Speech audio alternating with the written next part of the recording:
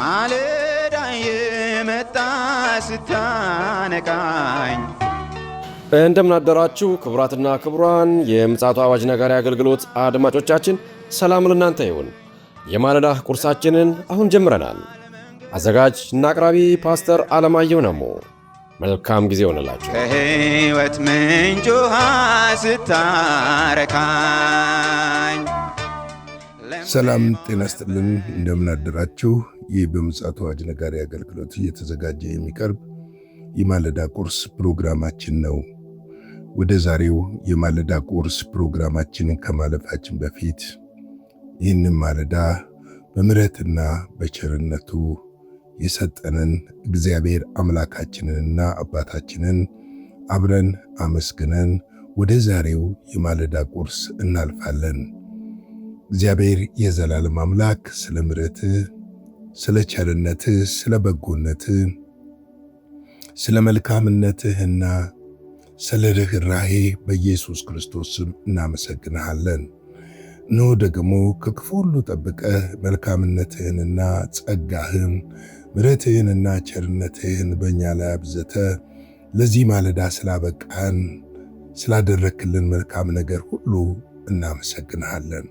በደምህ አጥበህ ቀድሰህ በቁስልህ ፈውሰህን መርገማችንን ከኛ ወስደህ ልጆቼ ብለህ ጠርተህ የባረከን የሰማይና የምድር ጌታ እግዚአብሔር አምላክ ሆይ በኢየሱስ ክርስቶስ ስም ክብር ምስጋና ከዘላለም እስከ ዘላለም ለታላቁ ስምህ ይሁን።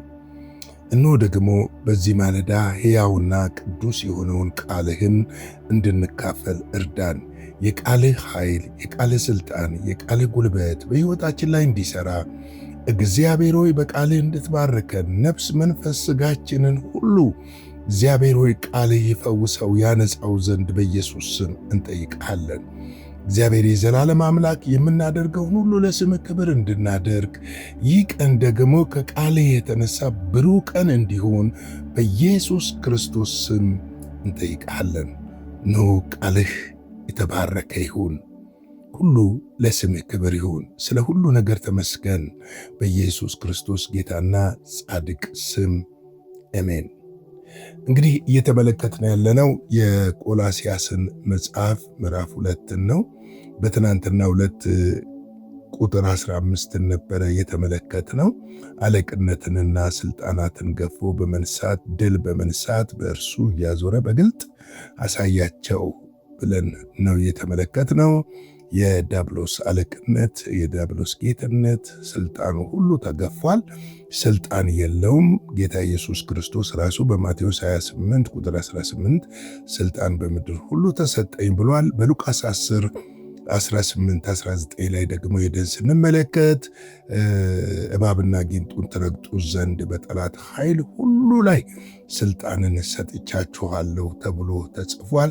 እንግዲህ ይሄ ብቻ ሳይሆን የሚጎዳችሁ ደግሞ አንዳች ነገር የለም ተብሎ ተጽፏል። ምክንያቱም የተሸነፈ ጠላት እንጂ ያሸነፈ ጠላት የለንም። ድል የተነሳ ጠላት እንጂ ድል የነሳ ጠላት የለንም። ጠላታችን የተሸነፈ ነው። ነገር ግን አይታችሁ ከሆነ ብዙ ጊዜ የተሸነፈ ሰው ወይም የተሸነፈ ጠላት ወሬ ያበዛል፣ ክስ ያበዛል፣ ምክንያት ያበዛል። ብዙ ጊዜ ብዙ ቅዱሳኖች ስለ የሚያወራላቸው ስለሚከሳቸው ክሱ እውነት ይመስላቸዋል። የኔና የናንተ ከሳሽ እኮ ዛሬ 2000 ዓመት ነው የተጣለው። እግዚአብሔር ጥሎታል። ይህ ብቻ አይደለም፣ አለቅነቱም ተገፏል። ስልጣንም የለውም። በእኛ ላይ ምንም አይነት ስልጣን የለውም። በሚያምኑት ላይ ግን ስልጣን ሊኖረው ይችላል። ስለዚህ የተገፈፈውን ድል የተነሳውን አለቃ የሚመስለውን ግን አለቃ ያልሆነውን ልንፈራ ወይም ደግሞ በሱ ነገር ልንሸበር አያስፈልግም። እኔ አይሳካልህም ቢለኝ ይሳካልኛል ነው መልሴ። አልተባረክም ቢለኝ ተባረክ ያለው ነው መልሴ። አልዳንክም ቢለኝ ድኛለሁ ነው መልሴ። አልተፈወስክም ቢለኝ ተፈውሻለሁ ነው መልሴ። ምክንያቱም ይህንን የእግዚአብሔር ቃል ያረጋግጥልኛል። የእግዚአብሔር ቃል ስለሚያረጋግጥልኝ ያረጋገጠልኝን የእግዚአብሔርን ቃል ነው እንጂ ማምነው እሱ የተናገረኝን እሱ ያወራልኝን እሱ ያንሾካሾከውን አላምንም። ለምን? መጽሐፍ እንዲህ ብሎኛል። አለቅነቱን ስልጣኑን ገፍፌ ድል በመንሳት በእርሱ እያዞረ በግልጥ አሳያቸው ይላል። ስለዚህ አሁን ስልጣን የኔ ነው። በሰማይና በምድር ስልጣን ተሰጥቶናል። እባብና ጊንጡን እንድንረግጥ ስልጣን ተሰጥቶናል። ተመለከቱ፣ የተሰጠን ስልጣን የልጅነት ስልጣን ይባላል። አሁን እኛ የእግዚአብሔር ልጆች ነን። ልጆች ከሆናችሁ ደግሞ ይላል ጳውሎስ ወራሾች ናችሁ ብሎናል። ልጅ እንግዲህ የአባቱ ስልጣን አለው ማለት ነው። አባቱ ስልጣን ከሰጠው ምንም ነገር ማድረግ ይችላል ማለት ነው። ስለዚህ ይህንን እንድናስተውል እንድንመለከት እፈልጋለሁ። ለዛሬ ቁጥር 16 እንመለከታለን። እንግዲህ በመብል ወይም በመጠጥ ወይም ስለ በዓል ወይም ስለ ወር መባቻ ወይም ስለ ሰንበት ማንም አይፍረድባችሁ ይላል። እንግዲህ በዛን ጊዜ ምንድነው በሚበሉና በማይበሉት የተለያየ ነገሮች ክርክሮች ነበሩና ይሄ ተከልክሏል፣ ይሄ ያልተከለከለም የሚል ነበረ። አንዳንዶች ስለ ሰንበት ይፈርዱ ነበረ። በተለይ አይሁዶች ሰንበትን አታከብሩም የሚል ኢየሱስ ክርስቶስንም ከሰውታል። በሰንበት እንዴት ትፈውሳለህ ብለው ከሰውት እንደነበረ ልናስታውስ ይገባል። እንደዚሁም ደግሞ በመብልና በመጠጥ ጳውሎስ ራሱ ስጋ መብላት ወንድሜን የሚያሰናክለው ሲሆን ከሆነ ስለ ወንድሜ ስለተዋለው አለ። ግን አልተከለከለም። የተከለከለ ነገር አይደለም። ዛሬ እኛ የተከለከልነው መብል የለም። መጠጥ የተከለከልነው ምን አይነት መጠጥ ነው? አልኮሎችን ነው። የሚያሰክሩ ነገሮች ናቸው። እነዛን ነገሮች እንጂ ሌሎች በሆኑ ነገሮች ላይ ሙሉ መብት አለን። ስለ በዓል ወይም ስለ ወራት መባቻ ወይም ስለ ሰንበት ማንም አይፍረድባችሁ ይላል። በዓላትን እንደ ማንኛውም ሰው ልናከብር እንችላለን። የኛ በዓላችን ግን ክርስቶስ ኢየሱስ ነው። የትንሣኤን በዓል ስናስብ እንኳን የምናስበው ሞቱንና ትንሣኤውን እንጂ ያን ቀን ተነስቷል ወይም ያን ቀን ሞቷል ብለን አይደለም የምናስበው። በአብ ቀኝ እንዳለ ስለኛ እየማለደ እንደሆነ በክብር ተመልሶ እንደሚመጣ ይህንን እናውቃለን። ስለዚህ ሰዎች ብዙ ጊዜ በፍርድ ይጠመዳሉ። ከሌኮ እንዲህ ይበላል፣ ከሌኮ እንዲህ ያደርጋል፣ ከሌኮ እንዲህ አይነት በዓል ያከብራል ብለው ይፈርዳሉ። ማንም አይፍረድባችሁ ብሎ በግልጽ የእግዚአብሔር ቃል ይናገራል። ሮሜ 14:3 ላይ ደግሞ የሚበላ የማይበላውን አይናቀው፣ የሚበላውም በሚበላው አይፍረድ፣ እግዚአብሔር ተቀብሎታልና ይላል። እንግዲህ በእያንዳንዱ ካልቸሮቻችን የማይበሉ ነገሮች አሉ። አንዳንድ ደግሞ ቦታ ስንሄድ የሚበሉ ነገር አሉ። ወደ ኤሽያ ስንሄድ እኛ የማንበላቸውን ነገሮች እነሱ ይበላሉ። እኛ ጸያፍ የምንላቸውን ነገር እነሱ ደግሞ ምርጥ ወይም ደግሞ ምርጥ የምግብ አይነቶቻቸው ሆኖ እናገኘዋለን። ስለዚህ በዛ ባሉ ቅዱሳን ላይ ይህንን እንዴት ይበላሉ ብለን ልንፈርድባቸው አይገባም። እግዚአብሔር እነሱን ምን አድርጓቸዋል? ተቀብሏቸዋልና እግዚአብሔር የተቀበለውን እኛ ልንፈርድ አይገባንም። ፈራጆችም ደግሞ አይደለንም። ምክንያቱም ማንን እኛ የምንፈርደው? ስለዚህ ነው ጳውሎስ በሮሜ 14:3 ላይ ማንም እግዚአብሔር ስለተቀበለው አይፍረድበት ብሎ ይናገራል። 14:4 ላይ ደግሞ እናንተ በሌላው ሎሌ የምትፈርዱ ማነህ? እርሱ ቢቆም ወይም ቢወድቅ ለገዛ ጌታው ነው። ነገር ግን እግዚአብሔር ሊያቆመው ይችላልና ይቆማል ይላል። ብዙ ጊዜ በሚወድቁ ወይም በሚሳሳቱ በሚስቱ ሰዎች እንፈርዳለን። እሱ ተገቢ አይደለም። ይሄ ብቻ አይደለም። እንደውም ገላትያም ላይ ሄደን ስንመለከት አትፍረድ ነው የሚለው። መፍረድ ተገቢ አይደለም። ነገር ግን ልንማልድላቸው፣ ልንጸልይላቸው፣ ከወደቁበት ልናቀናቸው፣ ልናነሳቸው፣ ልናበረታታቸው ይገባል። በእነሱ ውስጥ ያለውን ድካም ምን እንደሆነ በግልጽ አናውቅምና ለምን ያ ነገር እንደተፈጠረ ላንረዳ እንችላለንና። ስለዚህ ተነስተን ከመፍረድ ይልቅ ከመፍረዳችን በፊት በእነርሱ ውስጥ የሆነውን ነገር ማወቅ መረዳት ያስፈልጋል ብዬ አስባለሁ። እንግዲህ ማርቆስ 7:19 ላይ ወደ ሆድ ገብቶ ወደ እዳሪ የሚጣል እንጂ ወደ ልብ አይገባምና መብልን ሁሉ እያጣራ አላቸው። ስለዚህ መብልን ምንድን ነው? እንበላለን፣ ወደ ዳር ይጣላል። ሰውነታችንን ነው የሚገነባው፣ ስጋችንን ነው የሚገነባው። መብል መንፈሳችንን አያረክሰውም፣ ሊያረክሰውም አይችልም። ስለዚህ የሚያረክሰው ከመሰለ ተሳስተናል።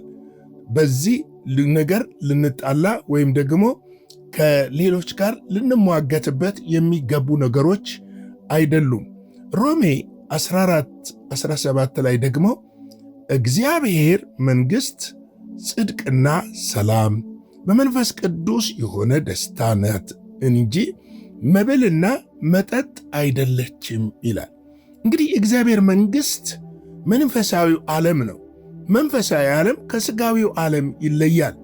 ይሄ የለበስነው ሥጋችን እንኳን ወደዚህ መንፈሳዊ ዓለም ውስጥ አይገባም። በዚህ ሥጋችን ይሄ ሥጋችን አንድ ቀን ከኛ ይለያል። ወይ በምድር ላይ ሳለን ጌታ ኢየሱስ ካልመጣ ማለቴ ነው። ምድር ላይ ሳለን አፈር ሆኖ ይበሰብሳል። ወይም ደግሞ ጌታ ኢየሱስ ከመጣ ከኛ በቅስፈት ይለይና አዲስ አካል ይሰጠናል። ያም አካል መንፈሳዊ አካል ነው የሚባለው። ስለዚህ መብልና መጠጥ አይደለም የእግዚአብሔር ጽድቅ። መብል መጠጥ አይጸድቅም፣ አይኮንንም። ነገር ግን የሚኮንንና የሚያጸድቀው ነገር በመንፈስ ቅዱስ የሆነ ነገር ነው። የእግዚአብሔር መንግሥት ደግሞ በመንፈስ ቅዱስ የሆነ ደስታ እንጂ መብልና መጠጥ አይደለም። ብዙ ጊዜ እንደዚህ አይነት ነገሮችን እንደ እግዚአብሔር ቃል መፈተሽ ያስፈልጋል ማለት እወዳለሁ። ሮሜ 14:5 ላይ ይህ ሰው አንድ ቀን ከሌላ ቀን እንዲሻል ያስባል፣ ያ ግን ቀን ሁሌ አንድ እንደሆነ ያስባል። እያንዳንዱ በገዛው አእምሮ አጥብቆ ይረዳ ይላል። እንግዲህ ለግለሰቡ መተው እንዲረዳ። ምናልባትም ወደ አንዳንድ ማህበረሰቦች ለወንጌል ሥራ ከሄዳችሁ አንዱ ትልቁ ችግር የሚሆነው የምግብ ጉዳይ ነው። እኔ ሚሽነሪ ስለሆንኩኝ ሚሽነሪ ስልጠናንም ብዙ ጊዜ ስለወሰድኩና ከሀገርም ውጭ ስልጠናውን ስለወሰድኩኝ ሚሽነሪ ስትሆኑ ማህበረሰቡን ከምትቀርቡባቸው ነገሮች አንዱ እነሱ የሚመገቡትን ምግብ ሳትጸየፉ መብላትና እነሱ በሚኖሩት ስታይል ሳትጸየፉ መኖር ነው። ያ ነው ወደ ክርስቶስ ኢየሱስ ወንጌል የሚያመጣቸው። ራሱን የቻለ ትምህርት ነው ይሄ። ምክንያቱም የምትጸየፏቸው ከሆነ እንዴት ነው ክርስቶስ ይወዳችኋል የምትሏቸው? እናንተ ሳትወዷቸው፣ እናንተ ከእነሱ ጋር ኅብረት ሳታደርጉ፣ እናንተ የእነሱን ነገር እየተጸየፋችሁ ኢየሱስ ክርስቶስ ያድንሃል ብትለው የትኛው ኢየሱስ ነው የሚልህ? ምክንያቱም የሚያድነው ኢየሱስ አንተ ላይ ማየት ይፈልጋል። አንተ ላይ መመልከት ይፈልጋል። የሰበከውን ፍቅር አንተ ላይ ማየት ይፈልጋል። የሰበከውን እውነት አንተ ላይ ማየት ይፈልጋል። ስለዚህ እኛ ስለ ቀን ስለ መብል ልንሰብክ ወይም ደግሞ ልንጨቃጨቅ አይገባም። ማርቆስ 2:27 ላይ ዳግም ሰንበት ስለ ሰው ተፈጥሯል እንጂ ሰው ስለ ሰንበት አልተፈጠረም ይላል። እንግዲህ ጌታ ኢየሱስ ክርስቶስ ራሱ ይህን የሰው ልጅ በቀን ላይ ጌታ ነው ብሏል።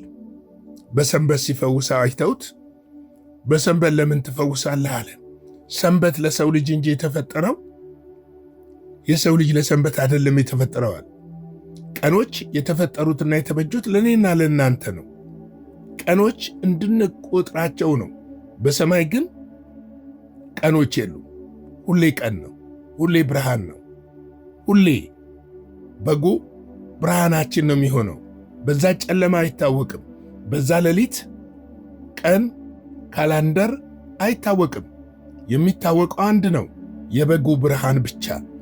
ስለዚህ ስለ ሰንበትና ስለ ቀን እንጨቃጨቅ የሚገቡ ጉዳዮች አይደሉም ማለት እወዳለሁ።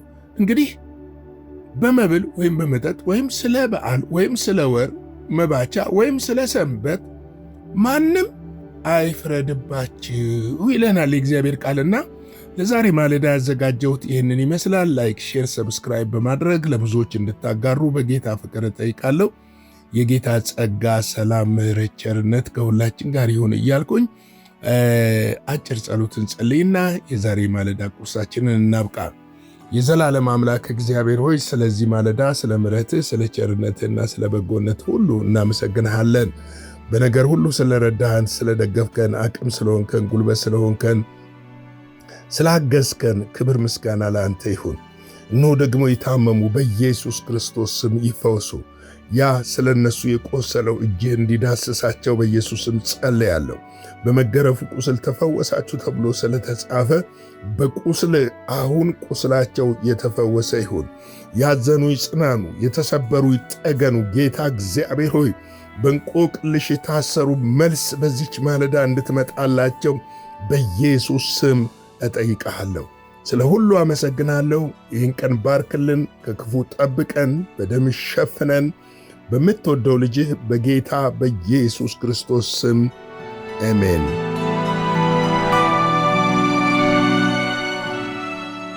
በነበረን የመልእክት ክፍለ ጊዜ እንደተባረካችሁ ተስፋ እናደርጋለን። በነገው ማለዳ በሌላ ዝግጅት እንገናኛለን። መልካም ቀን።